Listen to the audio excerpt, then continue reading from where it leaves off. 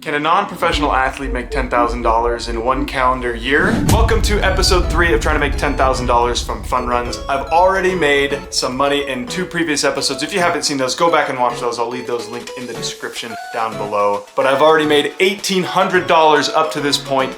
I am traveling to Duluth, Minnesota to race a very competitive half marathon against an international field, trying to increase my total as much as I can with the possibility of making several $1,000s and a very real possibility of making absolutely nothing. So without further ado, transition! The Bjorklund Half Marathon is in conjunction with the Grandma's Marathon in Duluth, Minnesota, and is one of the most competitive half marathons you can find in the country. With that in mind, I really wanted my travel day to go smoothly and for my legs to feel good when I got in town. It's also on a flat course and is World Athletics eligible. That being said, this is the race that I was targeting the most to get a good half marathon mark moving forward. Welcome to my birth city. Yes, I was born here, and they still haven't finished their ceiling. But remember that I'm not a professional athlete. I still worked a half day at my engineering job before this travel, and I opted to fly into Minneapolis rather than straight to Duluth to save a few extra dollars. Just finished our 3-hour flight, not bad, but that's not even the best part, because next we have a 2.5-hour road trip. Yeah. This was definitely a really long travel day, but I was okay with it given that I was getting there 2 days before the race. If I'm gonna run a personal best and crack the top 10 to make any money at all, I need to be feeling really good on race day. Travel day is done. Made it to downtown Duluth at my hotel. It's a holiday in there. So we're just gonna get a few miles shakeout before we call it a night. I always think it's really important to get a quick shakeout in as soon as you get into town, just to get the blood flowing through the legs again so they feel good the next day. And in this case, also check out the finish line for some visualization techniques. This is the finish line. I predict my time to be 63:28. I gotta practice my finish line celebration when I run super fast. I'm gonna do it! Just got in almost 3 miles. Legs feel surprisingly good. Is it just me, or is it just really carbonated in this place? Because I'm Minnesota. I am currently here in Duluth, Minnesota to race the Bjorklund Half Marathon. Nobody knows who Bjorklund is, but I'm running his half marathon tomorrow. I am so excited for this race, mostly because this is a time to run a fast half marathon time on a flat course. Something I have not officially done. My fastest half marathons are downhill courses, and so this one is legitimate. In terms of prize money, looking at this race, the winner gets $3,000. Anybody in the top 4 will still make at least $1,000, trickling all the way through down to the top 10, where 10th place gets $300. I think that I'm fit enough that I should be able to be in that top 10 if I just have a good day.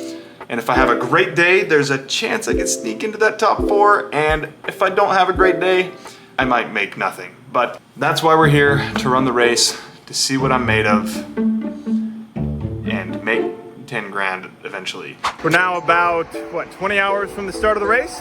Hitting the course preview. I'm at about 4 miles to go on the course, where we've got the only hill, really. We've got to come up this guy,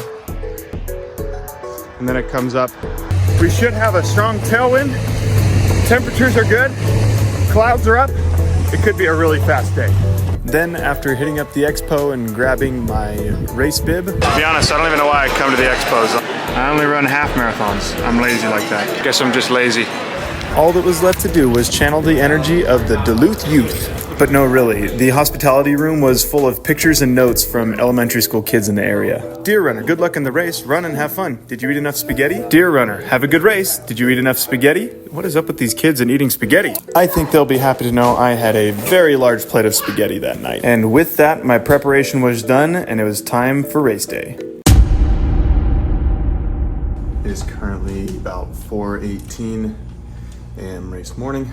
I think I feel pretty good. I slept about 4 hours probably. Getting to the start line was definitely nerve-wracking. This field had some really fast people, including a couple guys from Eritrea, some notable names like Luis Orta, and of course my training partner, Jake. It's gonna take something really special to crack into that top 10. 20 minutes to start time. Feeling great. Conditions could not be better.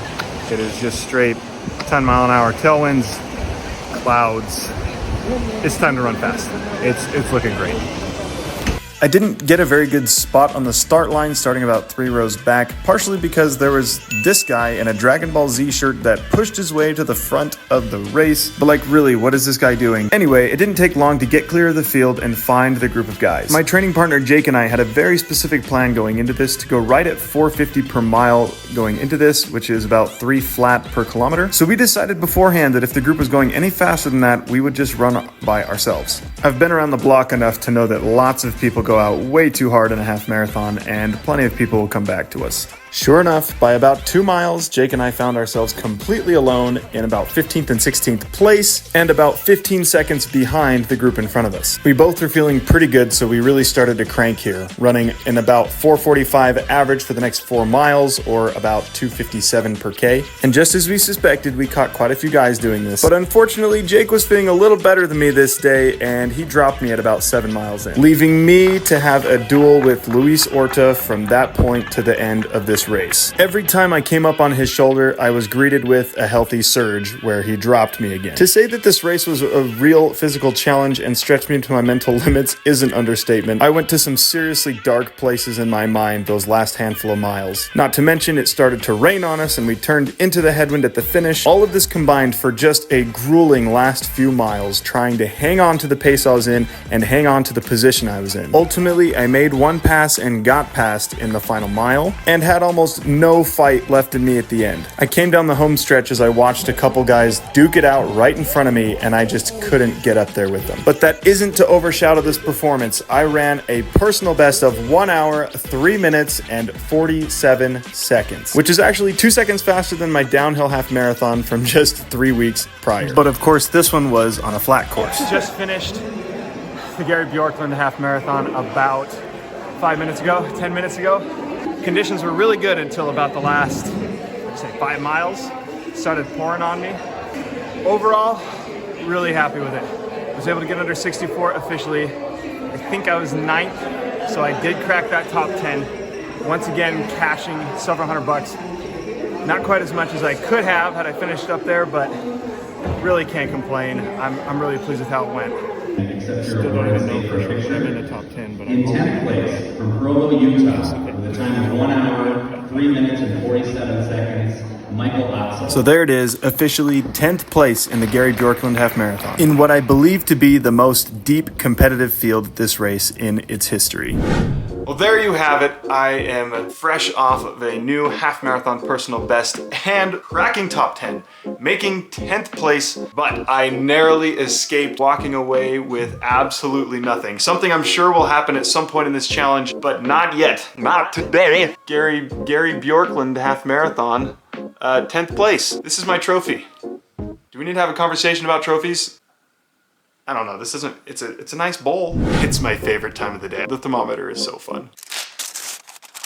Previously, we got up to $1,800. With 10th place at this race, I get $300 more to add to my progress. That is over $2,000. There we go, that's $2,100, making great progress. Not as much progress as I could have, but I can't complain. I'm really proud of that 10th place finish. What are you doing? I'm recording a video. Why? It's because it's fun. Are you colored again? I was coloring on my picture of a thermometer. I like it. I'm glad someone likes my thermometer picture. All right, that's gonna do it for this episode. I'll catch you in the next one. Next, I'm racing a local 5K at the local Freedom Run for the Independence Day 4th of July run. Thank you so much for watching. I'll catch you in the next one.